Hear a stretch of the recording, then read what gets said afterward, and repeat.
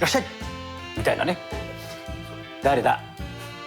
はい、というわけでその方とは全く関係ないメニューでございます。今日は居酒屋メニュー砂肝のカリカリ焼きというね。砂肝ってねやっぱり未だに需要が多いわけですよ。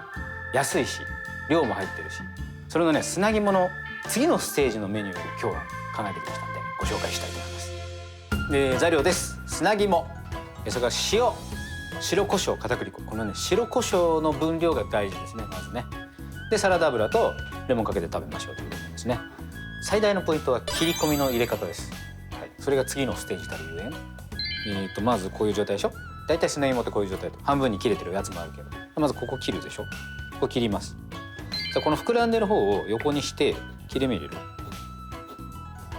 こんぐらい。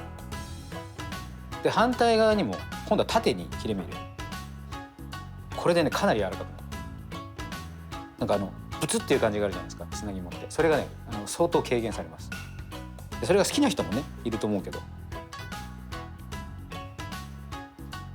単純な味付けだからこそこういうことにこだわるとねいいと思うんですよ私。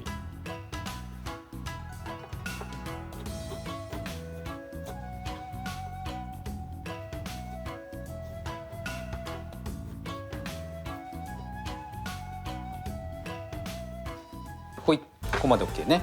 そしたら均一になるように先に粉混ぜちゃう。片栗でしょ。お塩でしょ。で白胡椒ね、しっかりめ。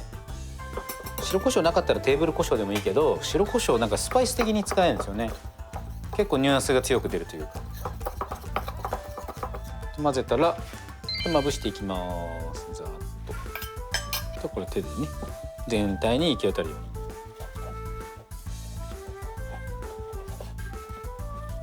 じゃあ焼いていきます。いいつけて、でサラダ油ちょっと多めで両面焼くって感じかな。これ今度はあったら入れていきますと。砂肝ってなんか適当に焼き感じなんじゃないですか。全部ドバーッと入れてなんか焼きムラが出やすいのなんかね。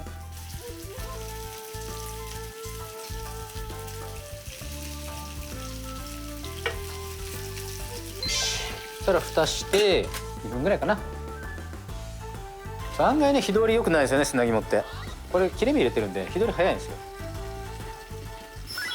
ほい、じゃあ2分経ったので一回外して裏返して焼いていきます。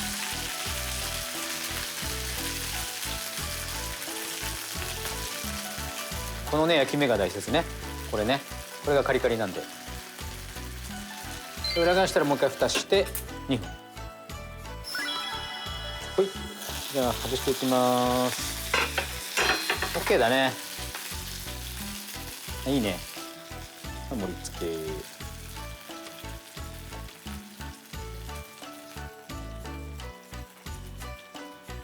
居酒屋だとこんなもんだよね。いくらこれ？850円。まあまあいい値段ですよね。650円じゃないね。はい、完成です。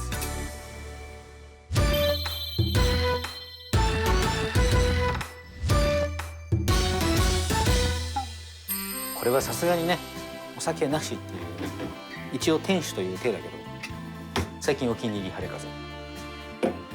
ビールはこれがいい。お先にいただきます。ではレモンね絞って。よいしょ。いただきます。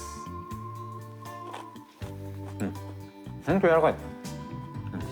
本当に柔らかい。いわゆる噛んだ時の筋を食い破っていくみたいな感覚あるじゃないですか。あの感じが全くない。うまっ。不思議な食べ物だよね砂肝って。ああ、今日も一日が終わりましたよ。ね、ぜひこの砂肝のねカリカリ焼きを食べに、当店にお越しください。ごちそうさまでした。